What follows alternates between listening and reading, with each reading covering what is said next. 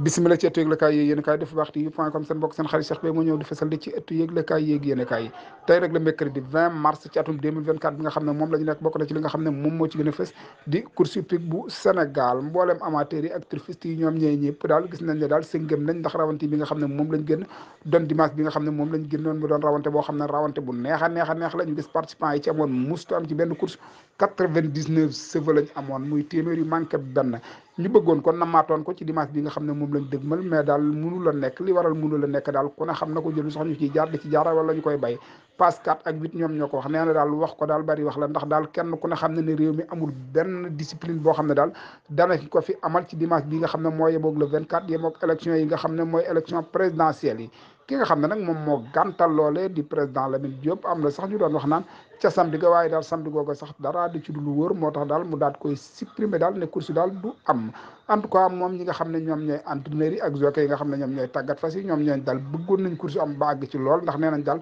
bu amoon daal dana baax ci ñoom ñu mën ko préparer seeni kor yi waaye daal li ñu wax ñoom it dëgg la bëgg-bëgg rek lañ ko waxee waaye li war a mën a am moom la CNG course hippique bu Sénégal def ndax daal dara ci wóorul ndax yëngu-yëngu yi nga xam ne mi ngi doon am ci réew mi ci jamono yi nga xam ne moom la ñu génn nañ ko muñ rek yàggatul dimanche ba nga xam ne moom moo coy toppaat dimanche boobu daal raagal nañ ne wala njort nañ ne daal bu jàmm dee xew danañ gisaat course boo xam ne course bu rëy lay doon course bu mucc ayib lay doon course yi daal ñi ngi ñaan daal bu fekkonte ne bi ne fii ak korité daal amul benn yoon boo xam ne daal ñi ngi ñaan war nañ cee war a mën a arrêté waat benn yoon ba amul benn yoon boo xam ne daal ñi nga xam ne ñooy jëng ci course bëgg nañ loolu lu dul daal korité gi di tombeek dimanche bu dul booba daal war nañoo mën a dawalaat bañ a taxawaat benn yoon fii la ñu yemandi bye bonne continuation à vous Dakar. tudd ko Alpha Ndiaye bi nga xamante si nii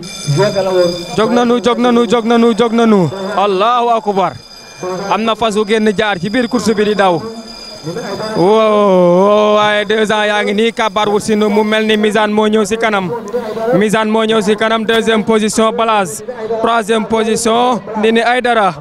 ou bien waaw noonu la demee 2e position Ndini Aydara 3e position Balaz wante ba léegi nga xamante si moom moo génn moom mooy Misaan moo ne si kanam 2e position mu mel ni kii kan la moom moo fa ne 3e position Balaz Misaan nag ki nga xamante ne si moo ko moom mooy Alé Diagne doomu Calvos la Bersaar Médician Machiavel Mr Prospector 2e position kii kan la Ter Enjoy Dar Cancel acclamation royale applause wante kii kan la génn na ko sa kii kan la génn na ci kaw kii kan la ñoo génn na en 2e position Misaan en 3e position Balaz waaye kii kan mi ngi nekk ci kanam Misaan jàpp na ko Misaan ba Alé Diagne génn na Misaan génn na